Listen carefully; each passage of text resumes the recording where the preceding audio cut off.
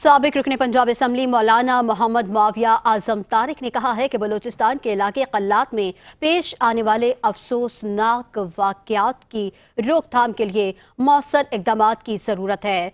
Sukkur press club में press conference करते हुए साबिक रुकने पंजाब असम्बली मौलाना मोहम्मद मुआविया आजम तारिक का कहना था कि वो सिंध में अमन व मोहब्बत का पैगाम लेकर आए हैं और माजी में बदतरीन सैलाब के दौरान भी अपने सिंधी भाइयों की मदद के लिए पेश रहे।